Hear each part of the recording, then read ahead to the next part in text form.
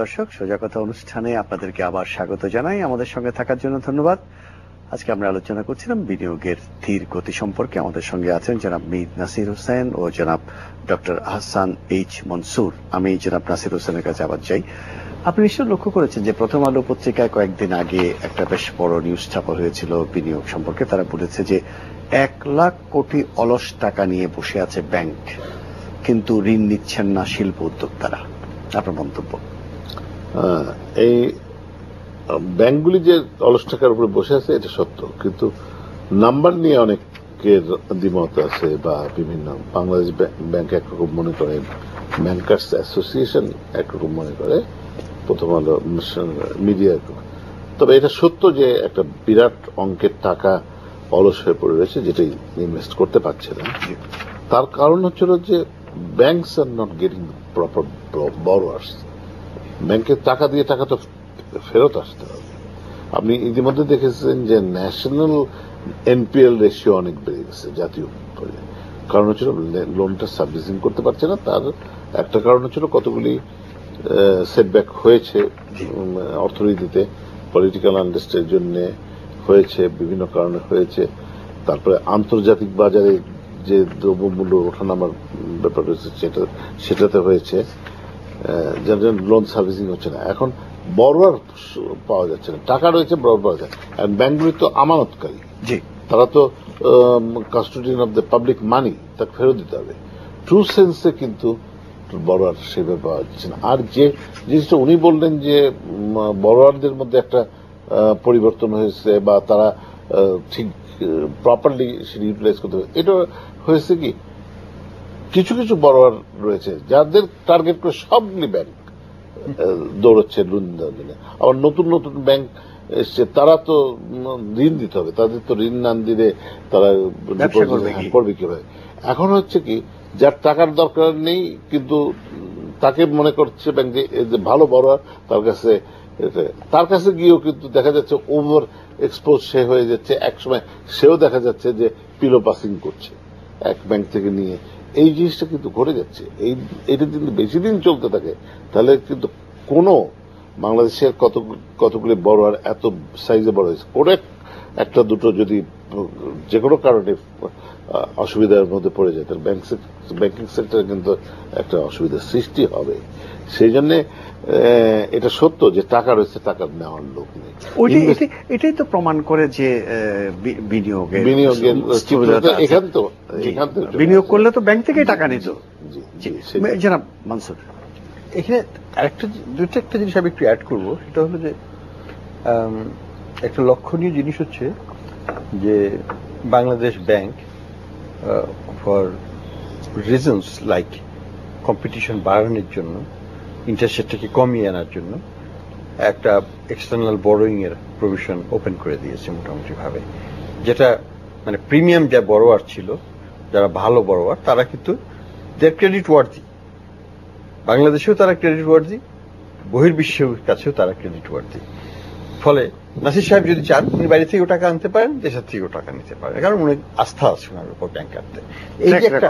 এই যে একটা গুড ক্লায়েন্ট বেস, যেটাকে বলা হয় প্রাইম কাস্টমার বা প্রাইম কর্পোরেট, তো এদের বড় একটা অংশ কিন্তু বাইরে থেকে সোর্সিং করছে ফান্ডিং, এবং তাদেরকে দোষ দেওয়া যাবে না কোনো মতেই, কারণ they have every right to get, মানে টাকা যেখান থেকে সস্তায় আনতে পারে সেখান থেকে তারা আনবে, এবং ডলারে তারা বড় করছে, সস্তায় পাচ্ছে, 4% মধ্যে তারা পেয়ে যাচ্ছে, যেটা বাংলাদেশি টাকায় কোনো মতেই কোনো ব্যাংকের পক্ষে দেওয়া এখনো সম্ভব নয়, হয়তো আগামীতে হতে পারে। তো এটা একটা কারণ, যেটা ডোমেস্টিক ডিমান্ড এবং যে গুড বরোয়ার পাওয়া যাচ্ছে না এবং তারা ইন্টারেস্টেড না, তারা কিন্তু বাইরে থেকে টাকা নিচ্ছে, সেটা একটা এক্সপ্লেন করছে। এটা 2 নম্বর আমি যেটা বলবো, আমি মনে করি যে ব্যাংকারদের একটা ইজি ওয়ে অফ ডুইং বিজনেসের পিরিয়ড শেষ হয়ে গেছে।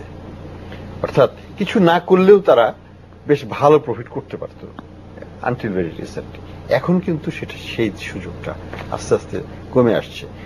মূল কারণ হচ্ছে 1 নম্বর অ্যাক্সেস টু ফান্ডটা বেড়ে গেছে, আমরা দেশের থেকেও নিতে পারি, বাইরে থেকেও নিতে পারি। সো আমাকে মার্কেট খুঁজতে হবে, এবং সেটা দেশের ভিতরেই খুঁজতে হবে। অর্থাৎ তাদেরকে আমি যেটা বলবো যে ব্যাংকারদের উদ্দেশ্যে, যে আপনারা এবার জেগে উঠে উদ্যোক্তা খুঁজুন, বাংলাদেশে উদ্যোক্তা আছে, তাদেরকে বের করতে হবে, তাদের রিস্ক প্রোফাইল অ্যানালাইজ করতে হবে, তাদেরকে হেল্প করতে হবে, এবং তাদের থেকেই আবার আপনারা বড় বড় গ্রুপ তৈরি করতে পারবেন। নাসির বা আকিজ এরা একদিনে উঠে আসে নাই, তারা নতুন নাসির আকিজ কিন্তু বাংলাদেশে হবে আগামীতেও, তাদেরকে বের করার দায়িত্ব কিন্তু ব্যাংকারদের। তো আমি মনে করি যে ব্যাংকিংকে আরো একটু ডাইনামিক করতে পারলে এবং আরো একটু লোকাল করতে পারলে, লোকাল মানে সবাই যে বড় গ্রুপের পেছনে ছুটবো তা না, আর 10 জন ওখানে গিয়েছে কাজে আমাকেও 11 নম্বর ব্যাংক হিসেবে ওখানে যেতে হবে তা নয়, আমি একটাই খুঁজবো কাস্টমার যে হয়তো কেউ তার দিকে নজর দেয় নাই, কিন্তু I think he's a gem of a kind, সেগুলোকে খুঁজে বের করতে হবে। নিজস্ব অ্যাসেসমেন্ট লাগবে। হ্যাঁ, you need in depth assessment, you need a knowledge, local knowledge about the person, the character of the firm, character of the person যারা এটাকে চালাচ্ছে, এগুলোকে ভিত্তিতে একটা আস্থা এনে তাদেরকে দিয়ে কাজ করিয়ে নেওয়া, এবং তারা উপকৃত হবে, ব্যাংকাররাও কিন্তু একটা কাস্টমার রিলেশন তৈরি করে ফেলতে পারবে যেটা অনেক দিন স্থায়ী হবে। তো আমি মনে করি যে ব্যাংকারদের সেদিকে নজর দিতে হবে। যেটা বলছেন আপনার কথার সূত্র ধরে আমি একটা ছোট সম্পূরক প্রশ্ন করতে চাই। আপনি একটু আগে বলছিলেন যে আস্থাশীল ক্লায়েন্টের ঋণ দিতে তাদের কোনো আপত্তি নেই, যার ট্র্যাক রেকর্ড ভালো ইত্যাদি, কিন্তু আমরা লক্ষ্য করছি যে কোটি কোটি টাকার ঋণ খেলাপিদেরও কিন্তু ব্যাংক আবার ঋণ দিচ্ছে এবং ঋণ দিতে আগ্রহের কোনো অভাব হচ্ছে না। এর কারণটা কি? একটা কথা বলে না যে আমি যদি 1 কোটি টাকা বা 10 লাখ টাকা নেই আমি ব্যাংকের কাছে যাব, কিন্তু আমি যদি 100 কোটি টাকা নিই বা 500 কোটি টাকা নিই ব্যাংক আমার কাছে আসবে। ওই পলিসি, সেই পলিসি এখানে কাজ করছে। যেহেতু আমি ধরা খেয়ে গেছি bank, I have to bail myself out, মানে টাকাটা উদ্ধার করার জন্য। হ্যাঁ, উদ্ধার করার জন্য আমাকে আবার টাকা দিতে হচ্ছে। ধন্যবাদ ডক্টর মনসুর। জানাব নাসির, এফবিসিসি এর বর্তমান সভাপতি মাতলুব আহমেদ সাহেব সংবাদপত্রে একটা ইন্টারভিউতে বলেছেন, আমি এই প্রসঙ্গে প্রশ্ন আনছি, 2 অঙ্কের সুদ নিয়ে ব্যবসা করা খুব কঠিন। এটা তো সত্য কথা। কাজে ওই সুদে লোকে ব্যাংক থেকে টাকা নেবে কেন? দ্যাট ইজ সেই জন্য যে কথাটা আমি কিন্তু পয়েন্টে লেখা ছিল, আমি সঙ্গত কারণেই এই ফরেন লোনটার কথা বলিনি, কারণ আমি নিজেই এর জন্য চেষ্টা করেছি এবং বলেছি যে দেয়ার শুড বি অপরচুনিটি, যে আমরা যেন স্বল্প সুদে নিতে পারি, সেই অপরচুনিটি দেওয়া উচিত। বাংলাদেশ ব্যাংক এটা দিয়েছে, এটা আমরা ওয়েলকাম করি। আমি আলোচনায় আমি করতে চাইনি, কারণ ইট মে গিভ এ রং সিগন্যাল। কারণ ঘটনা হচ্ছে যে ডেফিনেটলি আমার চয়েস থাকা উচিত, কারণ আমাকে তো যে জিনিসটা কম্পিটিটিভনেস বাড়াতে হবে, আমাকে ব্যাংকের টাকা শোধ করতে হবে। আমি যদি স্বল্প মূল্যে পাই আমি কেন সেই সুযোগটা নেব না, বা সরকার কেন আমাকে দেবে না। কিন্তু ব্যাপার হচ্ছে যে রেট অফ ইন্টারেস্ট রয়েছে এখনো কমে এসছে, মানে চাপে কিছুটা কমে এসছে, কিন্তু এখনো সিঙ্গেল ডিজিটের মধ্যে আসেনি। সিঙ্গেল ডিজিটের মধ্যে আসা দরকার, কারণ হচ্ছিল ব্যাংকের টাকাটি শোধ করতে হবে। চক্রবৃদ্ধি হারে প্রত্যেক 3 মাসে এটা বাড়ছে। আপনি 10% নিলেও সে দেখা যাবে যে বছরে 12% তার ইফেক্টিভ রেট অফ ইন্টারেস্ট হয়ে যাচ্ছে, যদি বেশি হয় আরো বেশি হয়। তো এই এত লাভ করা তো অনেক সময় সম্ভব হয় না, কেন ব্যবসার উত্থান পতন রয়েছে। সেই জন্য মাতলুব আহমেদ সাহেব যেটা বলছে রাইটলি বলেছে যে এত সুদ দিয়ে ব্যাংকের থেকে। ডক্টর মনসুর, এটা কমানো ব্যাংকের পক্ষে কি একেবারেই অসম্ভব? সিঙ্গেল ডিজিটে আনা, আমি বলি এটা ব্যাংকের পক্ষে এককভাবে সম্ভব নয়, এখানে সমন্বিতভাবে এটা করতে হবে। এবং এই বিষয়ে আমি বাংলাদেশ ব্যাংক গভর্নর সাহেবকেও বলেছি এবং আমাদের ফাইন্যান্স মিনিস্ট্রিকেও বলেছি যে একটা কনসার্টেড এফোর্টে করতে পারলে এটা সম্ভব। এবং কিভাবে আমি খুব সিম্পলি বলতে চাই সেটাকে, যে আমাদের এখন ইনফ্লেশন হচ্ছে 6%, ঠিক আছে, 6% দিয়ে কিন্তু সিঙ্গেল ডিজিট হবে না, কারণ 6% আছে, আমাদের স্প্রেড হচ্ছে 5%, ইজিলি এটা যে 11% হয়ে গেল। কিন্তু তাহলে আমি ডিপোজিটরকে আমি কি দিচ্ছি এখানে? আমি ডিপোজিটরকে যে 7 দিই, তাহলে 7 + 5 12% হয়ে যাচ্ছে, 12% বর্তমানে আছে ইন্টারেস্ট রেট। অর্থাৎ আমি বলতে চাই, যদি আমি ইনফ্লেশনকে কমিয়ে আনতে পারতাম 3 বা 4, তাহলে 4 + 1 ডিপোজিটরকে আমি 5% দিতাম অন অ্যাভারেজ, 1% রিয়েল ইন্টারেস্ট। একটা ডিপোজিটর সঞ্চয়কারীকে তো কিছু তো দিতে হবে প্রকৃত মূল্যে, 1% দিচ্ছি আমি, তাহলে 4 + 1 5 হলো। আর এই স্প্রেডটার 5টাকে যদি আমি কমিয়ে 4-এ নিয়ে আসতে পারি, পৃথিবী জোড়া এটা 3 থেকে 3.5 থাকার কথা, সেটা আমাদের এখানে 5 থেকে 6 ছিল, 5-এর কাছাকাছি আছে এখন। তো এটাকে যদি 5 থেকে আমি কমিয়ে 4-এ নিয়ে আসতে পারি, তাহলে ওই 4% প্লাস 5% প্লাস এখানে 4%, 9%, তাহলে কিন্তু আমি সিঙ্গেল ডিজিটে নিয়ে আসলাম। তো অ্যারিথমেটিক্যালি এবং এটা সম্ভব, এবং এই জন্য যেটা পলিসি করতে হবে, বাংলাদেশ ব্যাংকের ইনফ্লেশনের উপর আরো একটু নজর দিতে হবে। কারণ ইনফ্লেশনকে না কমিয়ে আমি কিন্তু সিঙ্গেল ডিজিট করাটা আমি পক্ষপাতী না। কারণ আলটিমেটলি ডিপোজিটরকে ঠকিয়ে আমি কিন্তু বিনিয়োগকারীদেরকে আমি উপকৃত করতে পারবোটা সোশ্যালি নট জাস্টিফাইড, ইকোনমিক্যালিও সেটা উচিত না। এটাকে বলে ফাইন্যান্সিয়াল জি প্লিজ। না, ইনফ্লেশনটা কিন্তু এইভাবে কমিয়ে আনা খুবই ডিফিকাল্ট জব। কারণ হচ্ছে আপনি যে আজকে 6% আসছে, তার অনেকগুলি কারণ আছে। বাংলাদেশ ব্যাংকের যে কন্ট্রাকশনারি মনিটারি পলিসি প্লাস আন্তর্জাতিক বাজারে দ্রব্যমূল্যের হ্রাস। কারণ আমাদের তো ইনফ্লেশন তো আমরা ইম্পোর্টও করি, কারণ যখন বাড়ে। কিন্তু মানে এই যে 6 থেকে 3-এ আনা it's not a very easy job. It's not an easy job, I agree, কিন্তু ইটস এ ডুয়েবল জব। চায়নাতে গত 20 বছর ধরে 2.5% আছে। ভারতের কথাই ধরি আমি, মাঝখানে 12% হয়ে গেছে ভারতের ইনফ্লেশন। সেটাকে তারা কনসার্টেড ওয়েতে কমিয়ে কমিয়ে কমিয়ে এখন 4-এ নিয়ে আসছে তারা।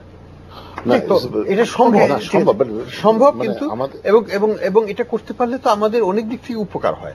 আমাদের দরিদ্র লোকের উপকার হয়। অনেক ডিবেট করতে চাচ্ছি না, আরো কিছু পয়েন্ট আছে।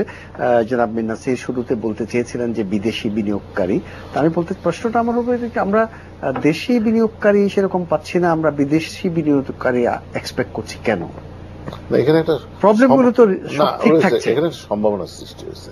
সেটা হচ্ছে জাপানিজরা দীর্ঘদিন ধরে, বেশ আজকে থেকে 15-20 বছর, 10-15 বছর ধরে চেষ্টা করছে রিলোকেট করতে। প্রথমে তারা কি করেছিল, তারা প্রথমে চায়না রিলোকেট করেছিল, মালয়েশিয়া করেছিল, কিন্তু সব জায়গায় দেখছে তারা কস্ট এফেক্টিভ হচ্ছে না, কারণ তাদের ওয়েজ বেড়ে যাচ্ছে, খরচ বেড়ে যাচ্ছে। এখন আর একটা ডেস্টিনেশন তারা খুঁজছে, তার মধ্যে বাংলাদেশ একটা, মিয়ানমারে এখনো আস্থার পরিবেশ সৃষ্টি হয়নি, কারণ পলিটিক্যাল রিফর্মসটা সম্পূর্ণ হয়নি, এবং সেখানে কি অবস্থা দাঁড়াবে ইলেকশন পরে এই নিয়ে কিন্তু সংগ্রামী গিয়েছিল। আগে যে একটা উৎসাহ বিদেশিদের ছিল, সেই উৎসাহটা এখন তারা একটু নেই, তারা ওয়াচ করছে। তো বাংলাদেশকে কিন্তু অলরেডি অনেক ডিউ ডিলিজেন্সের পরে জাপানিজরা কিন্তু বাংলাদেশে সিলেক্ট করে ফেলেছে, এবং এখানে জাইকা কাজ করছে এবং সরকার সহায়তা দিচ্ছে। তারা একটা বিরাট জায়গা তাদের ইকোনমিক জোন করার জন্য অলরেডি এগিয়ে গেছে, এবং সেই বিনিয়োগটা আসবে বলে আমার ধারণা। এবং সিমিলারলি চায়না এবং অন্যান্য ইন্ডিয়ানরাও জায়গা চাচ্ছে, এই একটা সম্ভাবনা সৃষ্টি হয়েছে। এটা একটা দিক, কারণ এটা ডেফিনেটলি ইকোনমিকে হেল্প করবে। কিন্তু প্রশ্নটা হচ্ছিল যে আমরা কতখানি কম্পিটিশনে পড়বো, সেটাও একটা বিশ্লেষণের ব্যাপার রয়েছে। কারণ আমাকেও সুযোগ দিতে হবে। আজকে যদি ইকোনমিক জোন সরকার জমি অধিগ্রহণ করে বিদেশি দেয়, আমাকে কেন দেবে না? কারণ আমারও যখন আমি ইন্ডাস্ট্রি করতে যাই, তখন জমি আমার সবচেয়ে বড় সমস্যা হয়ে যায়। কারণ বড় আকারের জমি নিতে গেলে এমনিতে ফ্র্যাগমেন্টেড ল্যান্ড, ওনারশিপের অনেক লিগেসিস দেয়। কারণ ওই যে আপনার ঐতিহাসিকভাবে যেটা বলে হেয়ারশিপ আর কি, এইটা রয়েছে, সেই জায়গায় দেখা যায় লিটিগেশন এত বেশি, এক জায়গায় অনেক জমি পাওয়া সম্ভব না, সেখানে ইনফ্রাস্ট্রাকচার সেভাবে করা সম্ভব না, আমাকে হিমশিম খেতে হয়। তো আমি বলি যে বিদেশি বিনিয়োগ আকৃষ্ট করার জন্য, তাদের সুবিধা দেওয়ার জন্য সরকার ব্যবস্থা করুক, কিন্তু সমভাবে আমাদেরও সুযোগ সৃষ্টি করে দেওয়া উচিত। যদি তাদের নিরবিচ্ছিন্নভাবে বিদ্যুৎ দেওয়ার ব্যবস্থা করে, আমাদেরও দেওয়া উচিত। আমাদের পয়েন্টটাকে আমি আলাদা রেখে আলোচনা করতে চাই। বিদেশিদের জমি দিল ধরেন, কিন্তু গ্যাস এবং অবকাঠামোর কি হবে? না, গ্যাসের জায়গায় সেখানে হয়তো সরকার বিদ্যুৎ দিয়ে, ডেডিকেটেড বিদ্যুৎ দিয়ে সেটাকে সলভ করার চেষ্টা করবে আমার মনে হয়। সেটা কি কস্ট এফেক্টিভ হবে? সেখানে হয়তো কনসেশন হবে, হয়তো দেবে সরকার, হ্যাঁ করবে, সেটা দেখার ব্যাপার। তো আমার কথা হচ্ছিল যে সরকার যদি বিদেশিদের যে সুযোগ দেয়, দেশীয় উদ্যোক্তাদের সম সুযোগ দেওয়া উচিত বলে আমি মনে করি। তাহলে দেশীয় উদ্যোক্তাদের কিন্তু সক্ষমতা রয়েছে, তারা কিন্তু বিনিয়োগ করতে পারবে, তারা উৎপাদন করতে পারবে, তারা কম্পিট করতে পারবে তার প্রমাণ আমরা ইতিমধ্যে প্রাইভেট সেক্টর রেখেছি। আজকের যে প্রবৃদ্ধি, আজকের যে শিল্পায়ন, যে অর্থনৈতিক উন্নয়ন, এর তো সিংহভাগ কৃতিত্ব প্রাইভেট সেক্টরের, তারাই তো আজকে এই অবস্থায় নিয়ে আসে। জি, ধন্যবাদ। ডক্টর মনসুর, এই বিদেশি বিনিয়োগ সম্পর্কে আপনি কতটা আশাবাদী? না, আশাবাদী মানে বর্তমান গিভেন সার্কামস্ট্যান্সেস। কারণ আমি বলি যেটা করা উচিত ছিল আগে থেকে, সেটা হলো যে এই যে স্পেশালাইজড ইকোনমিক জোনের কথা বলা হয়, এসিজি একটা কিন্তু 2009 সালে হয়েছে, কিন্তু এটাকে আমরা এখনো সচল করতে পারিনি। কোরিয়ান ইপিজেড তো এটা আলাদা কেস, এটা এই আইনের আওতায় আসে নাই। এটা তো 2001 সালের ব্যাপার। সেটাও একটা আমাদের জন্য ব্যাড এক্সাম্পল। হ্যাঁ, ইটস ব্যাড এক্সাম্পল। আমি বলি চার্নিয়া বল আমাদের জন্য ওটা না নিশ্চিত করাই ভালো। আলোচনা করলে অন্য আলোচনা হবে না। তো স্পেশালাইজড ইকোনমিক জোন কিন্তু একটা ডিফারেন্ট এক ধরনের প্রোগ্রাম, যেটাতে নাসির সাহেব যেটা বললেন, উনার যে কনসার্ন প্রাইভেট সেক্টর, দেশীয় প্রাইভেট সেক্টর, তারাও কিন্তু এখানে করতে পারবে, তাদের উপর কোনো রেস্ট্রিকশন নাই। ইটস ইকুয়ালি অ্যাভেলেবল ফর দেশি এবং বিদেশি সব উদ্যোক্তারা এখানে যেতে পারবেন, এবং তারা ওখানে গেলে ওই একই ধরনের ইনসেন্টিভ তারা পাবেন, ইভেন একই শর্তে, একই রেজিম আপনি ইপিজেড যেগুলো স্পেশাল ইকোনমিক জোনের কথা বলছেন। ইপিজেড আর হচ্ছে না বাংলাদেশে, সরকারের নীতি হচ্ছে যেটা ইপিজেড আর হবে না নতুন করে, special economic zone, specialist economic zone হবে, যেটা ভিয়েতনাম করেছে। Vietnam already 100+ specialized economic zone আছে, তাতে অপারেশনাল। আমাদের একটাও হয় নাই, কিন্তু সরকারের এই ঘোষণাপত্র 100টা করা আছে। তো যাই হোক, আমি 100টাতে যাচ্ছি না। আমি মনে করি যে আগামীতে সরকার যেটা চাচ্ছে যে কিছু বিদেশিদেরকে দিয়ে দিব আমরা, হুইচ ইজ ওয়েলকাম। ঠিক আছে, চায়না দুটো নিক, জাপান দুটো, অলরেডি কমিটমেন্ট করা, ভারত দুটো নিবে, সেটা ঠিক আছে, 6টা গেল, আর অন্যান্য দেশের হাতে 10টা গেল, আর নিয়ে 90টা তো আর থাকলো আমাদের সবার জন্য। It's non specific. ফলে এখানে যদি আমরা সত্যি সত্যি এগুলো করতে পারি, তাহলে কিন্তু কোনো সন্দেহ নাই যে আমরা প্রচুর বিনিয়োগ আকৃষ্ট করতে পারবো এবং প্রচুর এমপ্লয়মেন্ট এখানে জেনারেট হতে পারে, যেটা পরিমাণ হয়তো 90 লক্ষ থেকে 1 কোটি লোকের কর্মসংস্থান হতে পারে, যদি 100টা স্পেশালিস্ট ইকোনমিক জোনকে সত্যি সত্যি আমরা বাস্তবে রূপান্তরিত করতে পারি। তো এই সুযোগটা আছে, কারণ বিদেশিদেরও ইন্টারেস্ট আছে, আমাদের লেবারের উপর তাদের আস্থা আছে, আমাদের লোকাল ম্যানেজমেন্টের উপরও তাদের আস্থা আছে। তারা এখানে আসতে চায়, কিন্তু সুযোগটা করে দিতে হবে এবং আমাদেরকে দেখাতে হবে যে আমরা 5টা 10টা দিয়ে শুরু করি, তারপরে আগামীতে 100টাতে ইনশাল্লাহ যেতে পারবো, কিন্তু শুরুটা তো করতে হবে। ধন্যবাদ ডক্টর মনসুর। জনাব নাসির, অনেকে বলছেন যে আমাদের দেশের একটা বড় বাধা বিনিয়োগে রাজনৈতিক স্থিতিশীলতার অভাব। এটাকে আপনি কত বড় বাধা বলে মনে করেন? রাজনৈতিক স্থিতিশীলতা ডেফিনেটলি প্রিকন্ডিশন ইনভেস্টমেন্টের জন্য, অর্থনৈতিক উন্নয়নের জন্য। এটা তো সবসময়, এটা সব দেশে সব জায়গায় প্রযোজ্য, কিন্তু বাংলাদেশে এন্টারপ্রেনিয়র্সরা যেটা প্রমাণ করেছে, এর মধ্যেও কিন্তু তারা তাদেরকে অ্যাডজাস্ট করে নিয়ে আজকে যে প্রবৃদ্ধি, এইভাবে হতো না যদি এই সাহসী উদ্যোক্তারা সেইভাবে চ্যালেঞ্জটা না নিত।